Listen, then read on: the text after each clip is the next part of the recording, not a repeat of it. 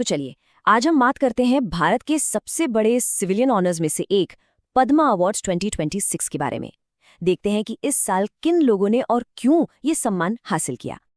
देखिए, हर साल भारत के कुछ लोग अपने काम से इतिहास बना देते हैं, पर सबसे बड़ा सवाल तो ये है कि 2026 में इन प्रेस्टिजियस पद्मा अवार्ड्स के लिए आखिर चुना किसको गया, और उससे भी जरूरी क्यों चुना गया।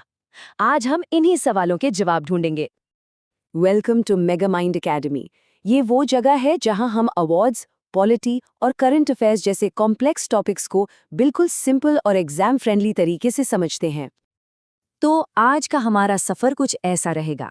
सबसे पहले हम भारत के सिविलियन अवार्ड्स की नींव को समझेंगे, फिर इनका हमारे संविधान से क्या कनेक्शन है वो देखेंगे।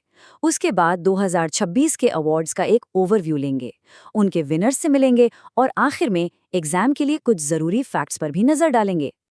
तो शुरुआत करते हैं भारत की सिविलियन अवार्ड से। ये देश के सबसे बड़े सम्मान हैं जो अलग अलग फील्ड्स में बेहतरीन काम करने वालों को दिए जाते हैं।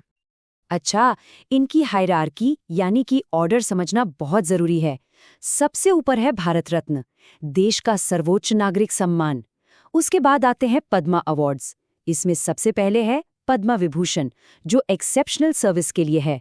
फिर है पद्मा भूषण, हाई ऑर्डर की सर्विस के लिए। और आखिर में आता है पद्माश्री, किसी भी फील्ड में डिस्टिंग्विश्ड सर्विस के लिए। इन अवार्ड्स की हिस्ट्री भी काफी दिलचस्प है। इनकी शुरुआत हुई 1954 में। बीच में 1977 और 78 में इन्हें सस्पेंड भी किया गया था, लेकिन 1980 में इन्हें फिर से शुरू कर दिया गया और तब से ये हमारे रिपब्लिक डे सेलिब्रेशंस का एक बहुत इंपॉर्टेंट हिस्सा है। चलिए अब एक बहुत जरूरी कॉन्स्टिट्यूशनल सवाल पर आते हैं, जो अक्सर लोगों के मन में रहता है। इन अवार्ड्स का हमारे संविधान के आर्टिकल 18 से क्या लेना देना है? तो आर्टिकल 18 कहता है उपाधियों का अंत, यानी अबोलिशन ऑफ टाइटल्स। मतलब स्टेट किसी को भी राजा या महाराजा जैसी उपाधियां नहीं दे सकती। ऐसा क्यों? ताकि सभी नागरिक एक समान रहें। सिर्फ मिलिट्री और एकेडमिक ऑनर्स इसके अपवाद हैं। तो फिर क्या ये अवार्ड्स टाइटल्स हैं?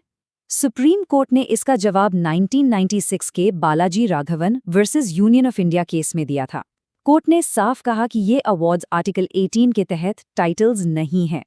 लेकिन एक शर्त है, अवॉर्डी इन्हें अपने नाम के आगे या पीछे, मतलब प्रीफिक्स या सफिक्स की तरह इस्तेमाल नहीं कर सकते। ठीक है, अब आते हैं उस हिस्से पर जिसका हम सबको इंतजार है। चलिए 2026 के पद्मा अवार्ड्स पर फोकस करते हैं और देखते हैं कि इस साल क्या खास रहा। हर साल की तरह इस साल भी इन अवार्ड्स की घोषणा रिपब्लिक डे से एक दिन पहले, यानी 25 जनवरी 2026 को की गई। ये डेट एग्जाम्स के लिए जरूर याद रखिएगा।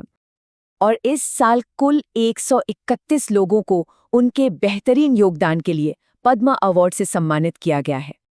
अगर इन नंबर्स को थोड़ा ब्रेक डाउन करें तो इन 131 विजेताओं में 19 महिलाएं हैं। 16 लोगों को ये सम्मान मरणोपरांत यानी पोस्टमोसली दिया गया है और 6 विजेता विदेशी, एनआरआई या पीआईओ कैटेगरी से हैं, जो इन अवार्ड्स की ग्लोबल रीच को दिखाता है।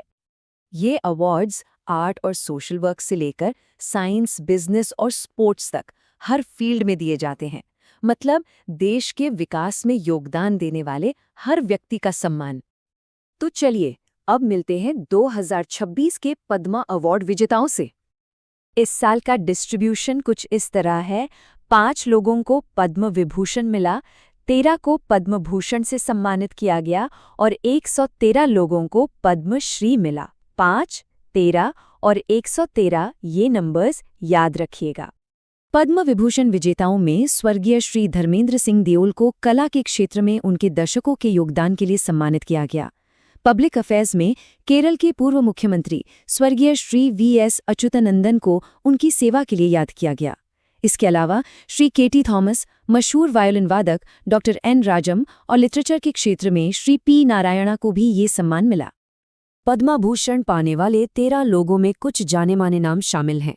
संगीत की दुनिया से मशहूर गायिका अलका याग्निक हैं और सिनेमा से अजीम अदाकार मम्मूटी। पब्लिक अफेयर्स में झारखंड के दिग्गज नेता स्वर्गीय शिबू सोरेन को, जबकि उदय कोटक को बैंकिंग और इंडस्ट्रीज में उनके योगदान के लिए सम्मानित किया गया है। खेल जगत के सितारे विजय अमृतराज और एडवर्टाइजिंग गुरु स्वर्गीय पीयूष पांडे को भी ये सम्मान मिला। और 113 पद्मश्री अवॉर्डीज में हमें कुछ बहुत फेमिलियर चेहरे मिलते हैं। स्पोर्ट्स में क्रिकेटर्स रोहित शर्मा और हरमनप्रीत कौर हैं, और हॉकी की दीवार कही जाने वाली सविता पुनिया भी। आर्ट में बंगाली सिनेमा के सुपरस्टार प्रोसेनजीत चैटर्जी और राजेंद्र प्रसाद को सम्मान मिला है। मीडिया में शशि शेखर वेम्पति और समाज सेवा के लिए सत्यनारायण को भी ये अवार्ड दिया गया है। अगर आपको करंट अफेयर्स और अवार्ड से जुड़ी ये जानकारी काम की लग रही है तो इस वीडियो को लाइक करना मत भूलिएगा। इससे हमें आपके लिए और ऐसी ही बेहतरीन कंटेंट बनाने में मदद मिलती है। चलिए अब जल्दी से कुछ सबसे इम्पॉर्टेंट फैक्ट्स को रिवाइज कर लेते हैं जो एग्जाम के पॉइंट ऑफ व्यू से बहुत ज़रूरी हैं। तो एक छोटा सा सवाल आपके लिए, पद्मा अवार्ड्स का सही ऑर्डर यानी हायरार्की क्या है? सोचिए ज़रा, सबसे बड़े से छोटे का सीक्वेंस क्या है? बिल्कुल सही, करेक्ट ऑर्डर है पद्म विभूषण, उसके बाद पद्म भूषण और फिर पद्मश्री। ये एक आम गलती है जो लोग करते हैं, तो इसे ज़रूर याद रखें। अब हम आपकी राय जानना चाहेंगे। आपके हिसाब से इस साल का सबसे इम्पैक्टफुल पद्मा अवॉर्डी कौन था और क्यों? अपने विचार नीचे कमेंट्स में ज़रूर बताइए। और ऐसे ही एग्जाम फोकस्ड करंट अफेयर्स के एनालिसिस के लिए मेगा माइंड एकेडमी को सब्सक्राइब करना बिल्कुल मत भूलिएगा। मिलते हैं आपसे अगले एनालिसिस में।